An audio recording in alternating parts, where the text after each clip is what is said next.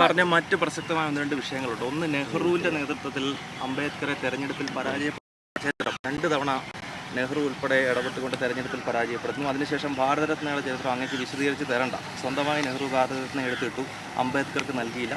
മാത്രമല്ല, ഈ പാർലമെൻറ്റിനകത്ത് അംബേദ്കറുടെ ഒരു ചിത്രം വയ്ക്കാൻ കോൺഗ്രസ്സിന് ഇതരമായിട്ടുള്ളൊരു സർക്കാരാണ് ദേശീയ തലത്തിൽ വരേണ്ടി വന്നു. അത് വളരെ പ്രസക്തമാണല്ലോ അദ്ദേഹം പറഞ്ഞ കാര്യം. അതായത് ഓരോ ഘട്ടങ്ങളിലും ഈ ഭാരതരത്ന പലർക്കും കൊടുത്തുകൊണ്ട് പോകുന്നു. ഒരു ഓൺഗോയിങ് പ്രോസസ്സാണ്.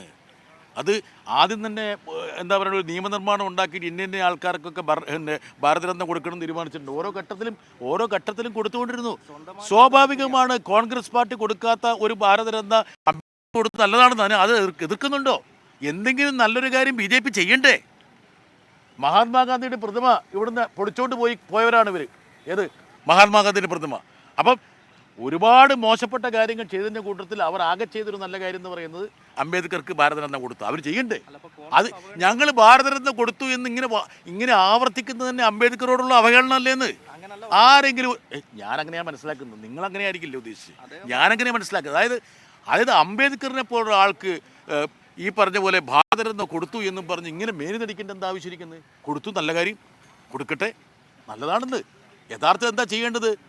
അദ്ദേഹം ജീവിച്ചിരിക്കുമ്പോൾ തന്നെ സ്വന്തം പേരിൽ ഒരു സ്റ്റേഡിയം നാമകരണം ചെയ്ത ആ പ്രധാനമന്ത്രി യഥാർത്ഥത്തിൽ അത് അംബേദ്കർ സ്റ്റേഡിയം ആക്കിക്കൂടായിരുന്നു. എന്നാൽ ഗുജറാത്തിലെ സ്റ്റേഡിയം അങ്ങനെയൊക്കെ 1-2 കാര്യങ്ങൾ കൂടെ ചെയ്യട്ടെ. ഈ ഭാരതരത്ന എന്നുള്ള തുടക്കമാകട്ടെ. BR അംബേദ്കറിൻ്റെ പേരിൽ ഒരുപാട് നാമകരണങ്ങൾ നടക്കട്ടെ. അല്ലാതെ സ്വന്തം പേരിൽ മാത്രം ചെയ്യാതെ, ആരാ പറഞ്ഞാൽ എല്ലാത്തിൻ്റെ പിന്നിൽ നമോ നമോ എന്ന് ചേർത്ത് സ്റ്റേഡിയം പോലും നരേന്ദ്രമോദി സ്റ്റേഡിയം ആക്കി പോലെയുള്ള ഒരു പ്രക്രിയയിൽ വ്യാപൃതരാകാതെ പല പ്രധാനപ്പെട്ട സ്ഥാപനങ്ങളുടെയും പേര് BR അംബേദ്കർ ആയിക്കോട്ടെ. തടസ്സമില്ലല്ലോ. ആരും എതിർത്തോ അത്?